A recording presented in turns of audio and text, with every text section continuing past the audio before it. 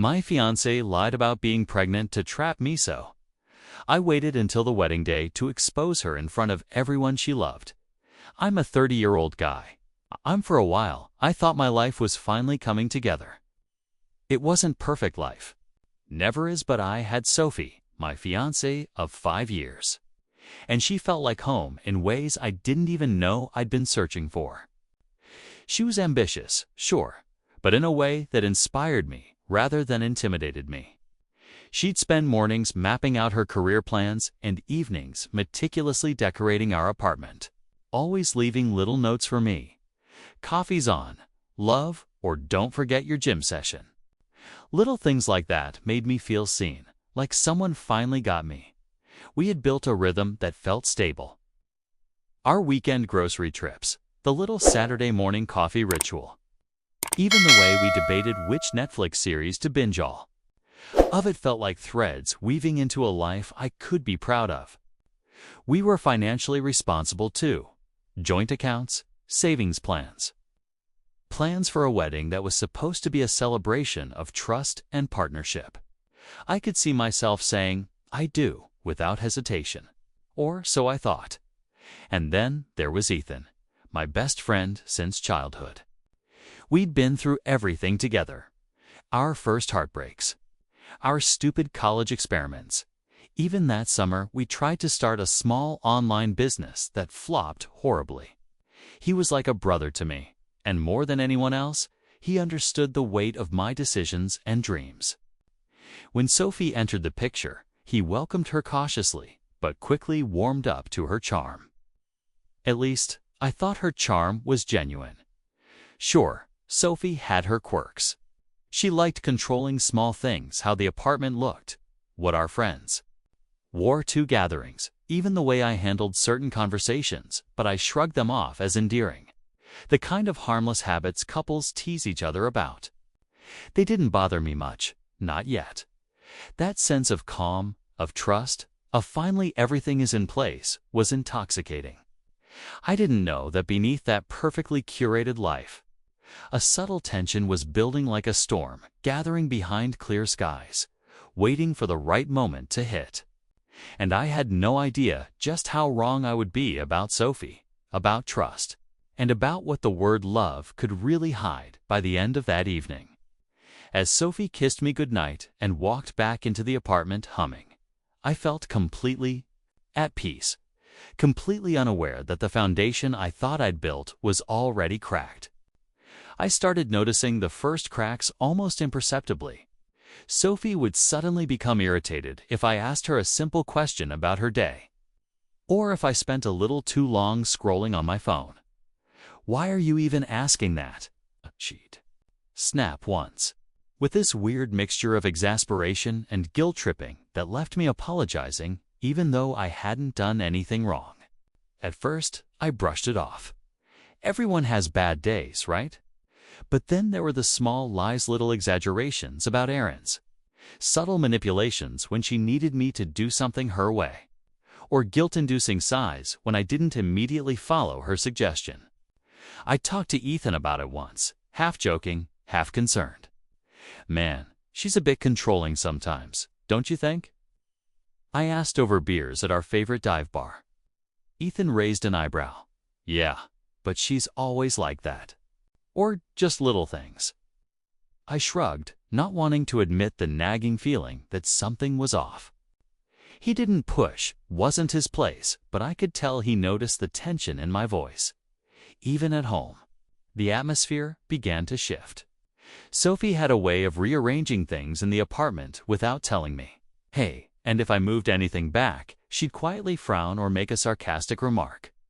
"You never leave anything how it should be," she murmured once while I was making coffee. I laughed it off nervously, but inside, this little pinprick of unease kept growing. Then came the financial quirk. She suddenly wanted to check every transaction, even ones she hadn't contributed to. She'd question small purchases I made months ago, bringing them up as if I'd done something unforgivable. Her tone, her size, the way she made me feel small over things that didn't matter, it started wearing me down, piece by piece. And yet, despite it all, I kept rationalizing. I loved her, didn't I? I wanted to trust her, believed in her, and told myself these were just quirks, the little imperfections that made people human.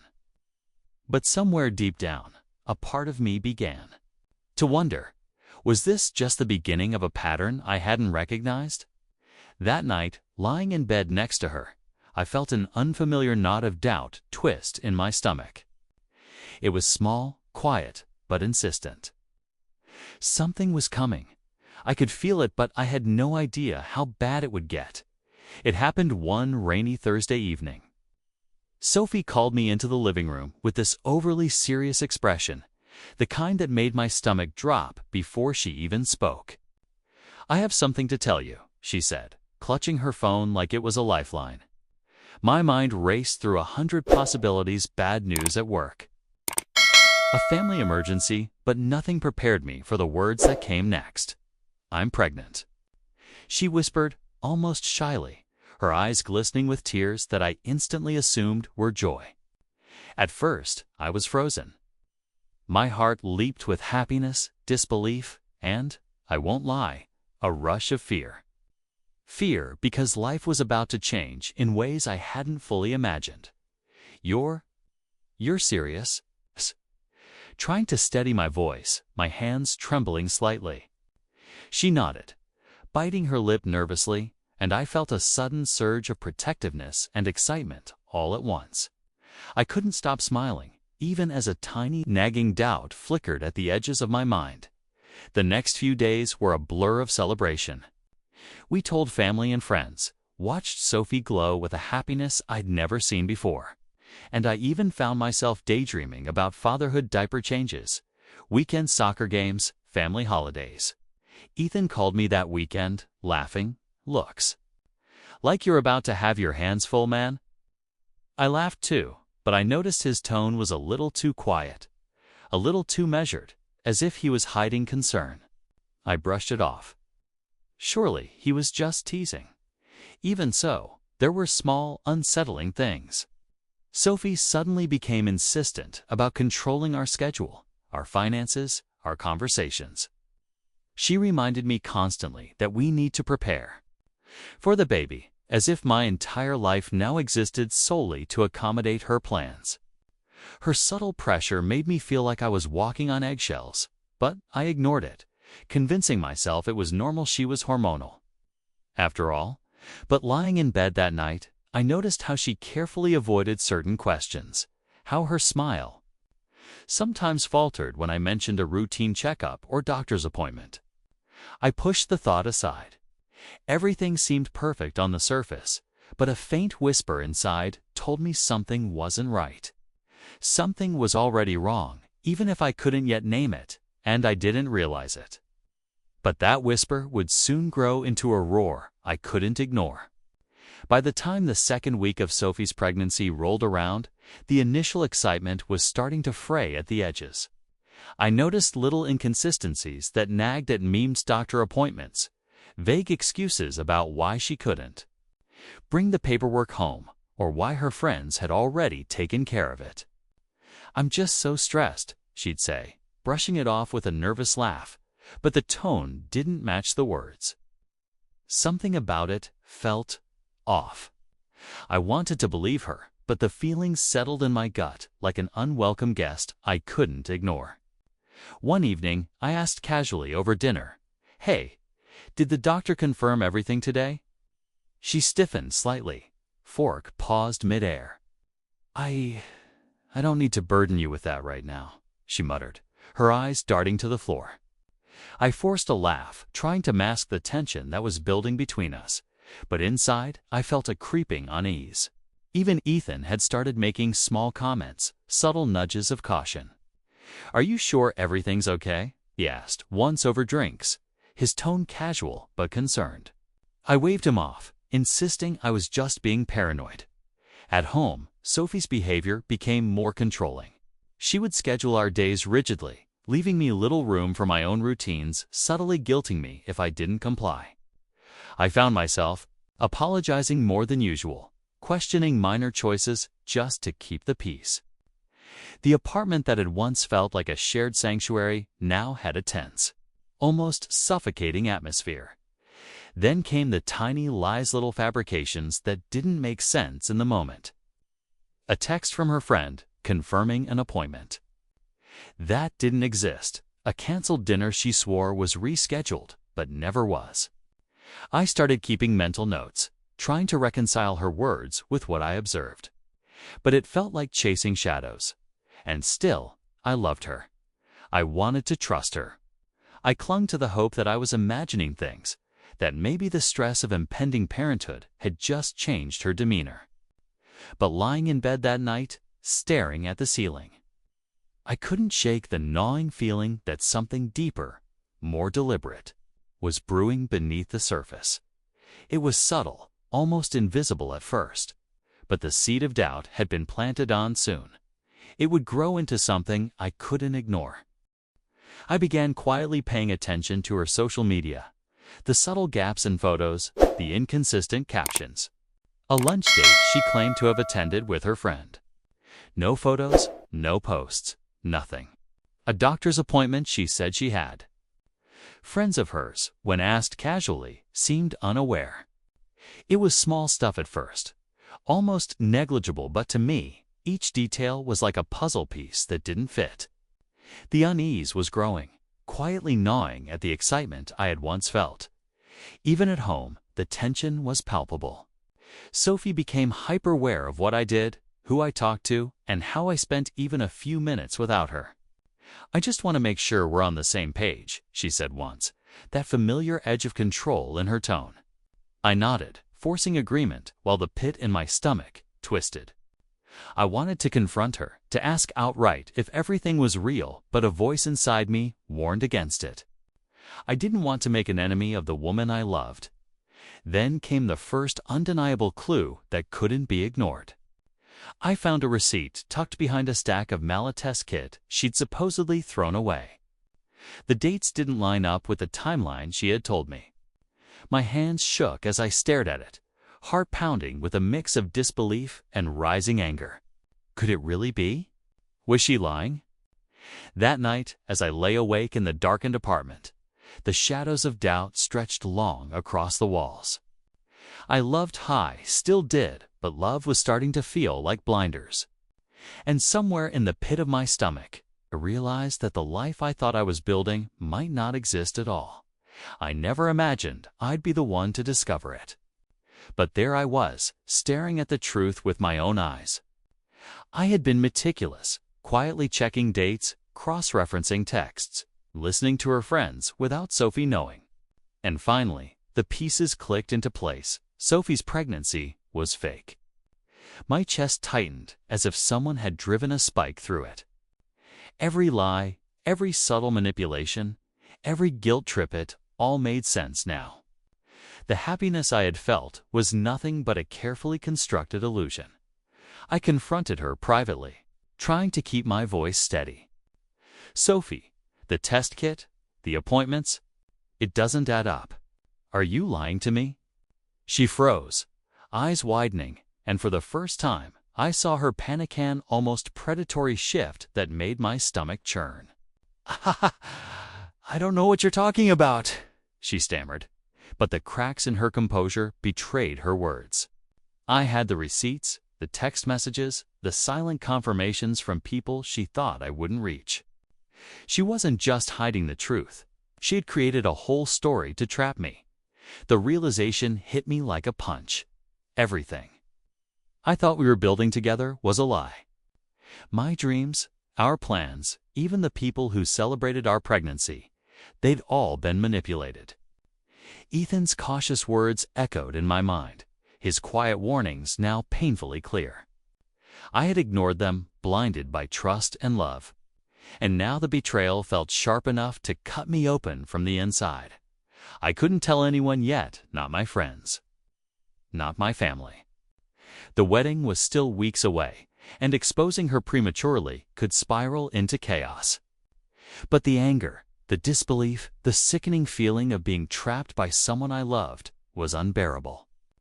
I had never felt so violated, so powerless, so utterly betrayed. That night, lying awake, I stared at the ceiling and felt the first real spark of determination ignite inside me.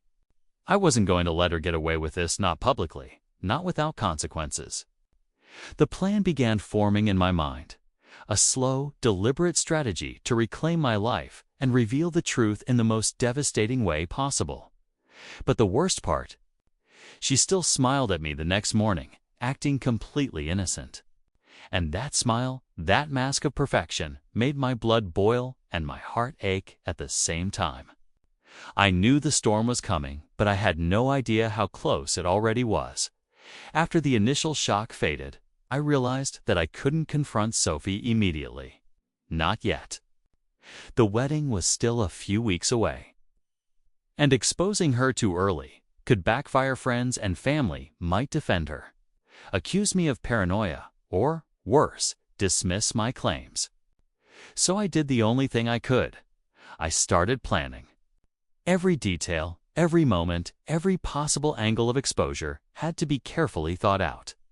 I wanted the truth to hit with maximum impact, public, undeniable, and unforgettable. I began quietly gathering evidence.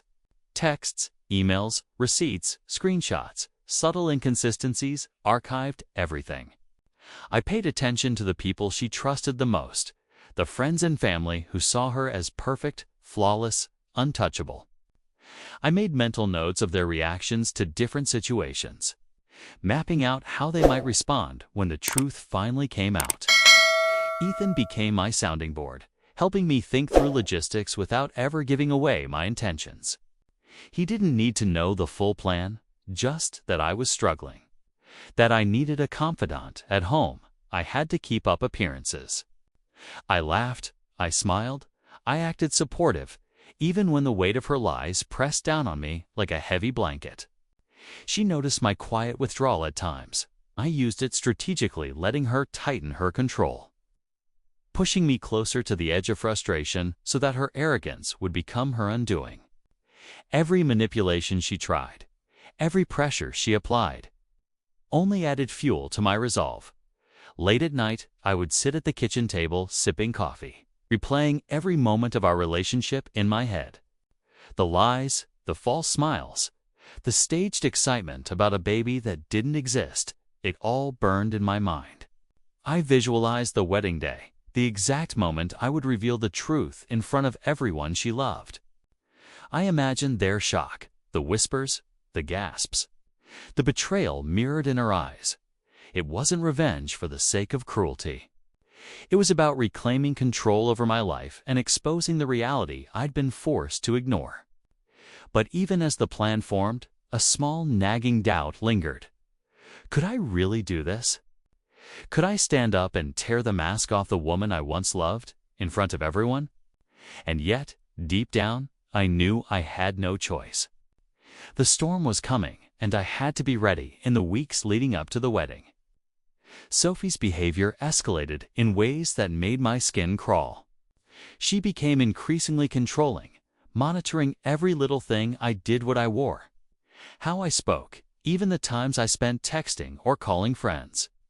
"You really shouldn't be out so late," she'd say casually, but with this sharp undertone that made me flinch. I could feel the invisible chains tightening, but I refused to show how rattled I was. She was playing her game, and I had to stay 2 steps ahead. Her manipulations weren't just passive. They were emotional. She cried over small inconveniences, guilting me into rearranging my entire week. "I can't handle all this stress alone," she'd sniff, her voice breaking, while my stomach twisted with anger and disbelief. The irony was that she had manufactured much of this stress herself. Every guilt trip, every concern was designed to keep me compliant, to make me doubt my own instincts. But now, I saw it for what it really was. Even our friends noticed subtle changes. Invitations I had casually extended for dinners were coincidentally canceled because Sophie wanted them to be in her control. She insisted on curating the guest list, seating arrangements, even the timing of the ceremony. I played along outwardly, keeping my thoughts and emotions buried. because exposing her too soon could ruin the impact I had planned for the wedding day. At night, I would lie awake in the darkened apartment, listening to the hum of the city outside, plotting silently. I replayed every lie, every manipulation, and imagined the perfect timing for my own reveal. Each time she tried to provoke me or control a situation, it only sharpened my focus, fueling a mix of righteous anger and careful patience. Despite the manipulation, I held on to one thing: clarity. While she tried to bend reality to her will, I saw the truth of her deception more clearly with each passing day. And yet, the closer we got to the wedding, the heavier the tension became, like standing on the edge of a cliff, knowing the fall was inevitable, but unsure exactly how it would land. I could feel the storm gathering, and I knew that soon everything would explode. The wedding day arrived, and with it, a strange mixture of excitement and dread that made my stomach churn. The sun poured through the chapel windows, casting a golden glow that felt almost cruel, given the storm I knew was about to hit. Friends and family mingled, oblivious to the deceit, their laughter and chatter a sharp contrast to the knot tightening in my chest. Sophie floated around like a queen of a perfect kingdom, radiant and confident, completely unaware that her carefully constructed illusion was about to crumble. I stayed calm on the surface, but inside, my mind was racing through the plan I had rehearsed countless times. Every word, every gesture, every pause had to be precise. I glanced at Ethan standing near the front, giving me a subtle nod, a silent affirmation that he was my anchor. I took a deep breath, letting the familiar scent of flowers and polished wood fill my senses, grounding me. Sophie was radiant, smiling at guests, hugging family, and whispering sweet nothings to me in between. "You look amazing," she said, her voice light and cheerful, as if she had no idea the tension in the air. I nodded and smiled, matching her expression while my mind ticked away. Each passing moment felt like a countdown, a slow march toward the confrontation that would finally set things right. The photographer clicked away, capturing the staged happiness, while I noticed the subtle cracks in her act, the flicker of irritation when a friend lingered too long, the forced laughter at a joke that fell flat. It was almost beautiful in its predictability. I realized that all the control she had tried to exert over me and everyone else was about to backfire spectacularly. As the ceremony began and I walked down the aisle, the room seemed to hold its breath. Every eye was on us, every smile expectant, every heart unaware of the truth lying beneath the surface. And in that moment, I felt a rush of power and fear intertwine the calm before the storm. I knew that within minutes, the world I had once trusted would shatter, and nothing would ever feel the same again. The moment finally came.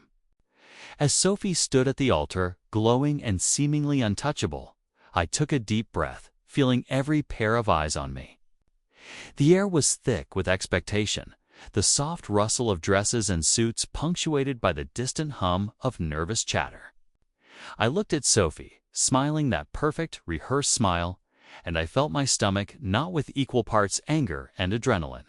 This was at the moment where all the lies, all the manipulation, all the stolen trust, would finally be exposed. I cleared my throat and started speaking, my voice calm but carrying a weight that immediately drew attention. "Before we continue," I said, letting the silence stretch, "there's something I need everyone here to know." Gasps rippled through the crowd, a sudden tension cutting through the soft music and murmurs. Sophie's smile faltered, her eyes widening as if she couldn't comprehend what I was about to do. "I've loved Sophie for years," I continued, "but I recently discovered that the pregnancy she told me about was never real." A shocked hush fell over the room.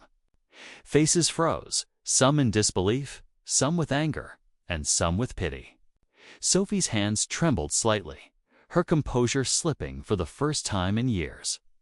She created a story, manipulated my trust, "And tried to trap me with lies," I said, my voice steady but rising slightly. Echoing through the chapel, she tried to interrupt, her voice faltering. "No, you don't understand," but I held up a hand. "I have proof. The appointments, the tests, the messages, it's all here," I said, presenting the evidence I had collected meticulously over weeks. A ripple of murmurs and whispers swept through the guests. The people she had trusted most, family.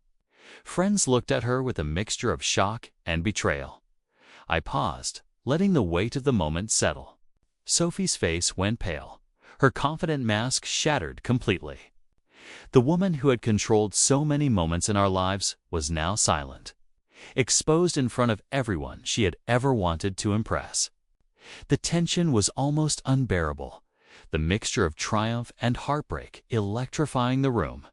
And as I stood there, I realized the entire dynamic had shifted. Di had reclaimed control, and she had nowhere left to hide. The room was silent for what felt like an eternity. Guests exchanged shocked glances, whispers rippling like a wave crashing against every corner of the chapel.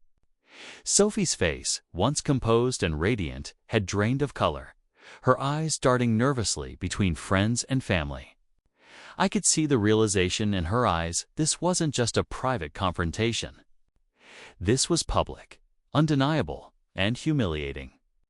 Every lie she had spun, every manipulation, had been laid bare for everyone to see.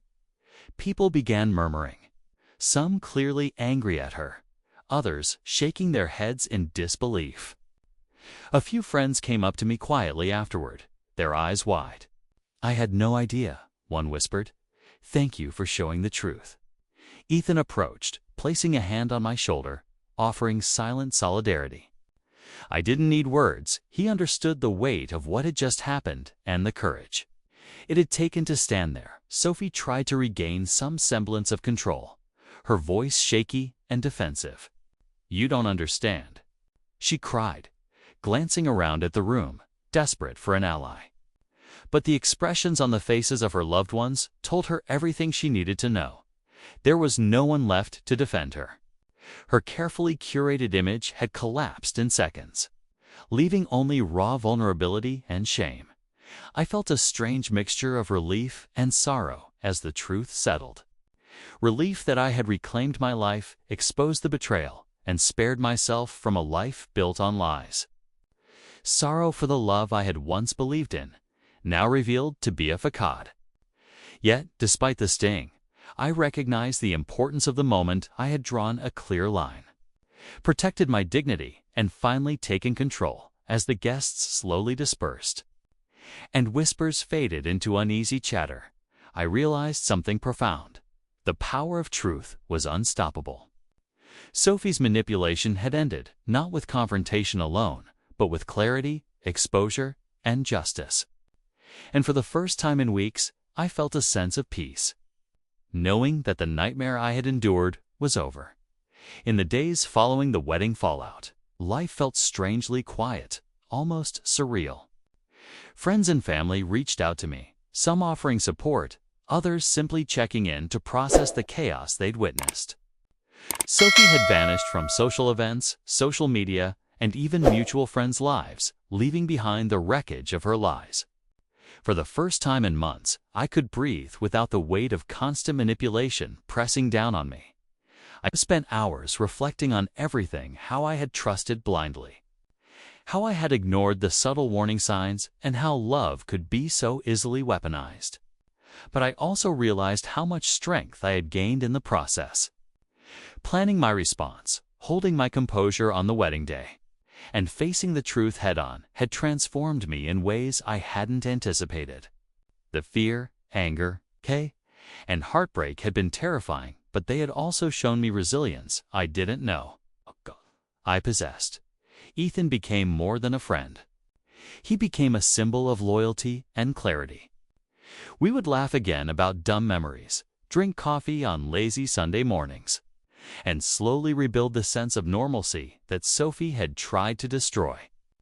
But I also learned to guard myself, to value my intuition, and to never ignore the whispers of doubt that signaled danger. Trust could be given, but it had to be earned and carefully monitored. I also realized that my sense of closure wasn't just about revenge, was about reclaiming my life. I wasn't bitter or vengeful anymore. I was empowered. I no longer needed Sophie's validation, her control, or her lies. Instead, I had clarity, self-respect, and freedom. I could plan my life without fear, love again without being manipulated, and move forward with confidence I had never had before. As I walked through the city streets one evening, sunlight glinting off the buildings, I felt an unfamiliar lightness. The storm had passed, and in its wake, I found not just relief, but empowerment, clarity, and peace. The betrayal had been brutal, the heartbreak real, but the ending wasn't just survival, it was triumph. And for the first time in years, I felt like I truly belonged to myself.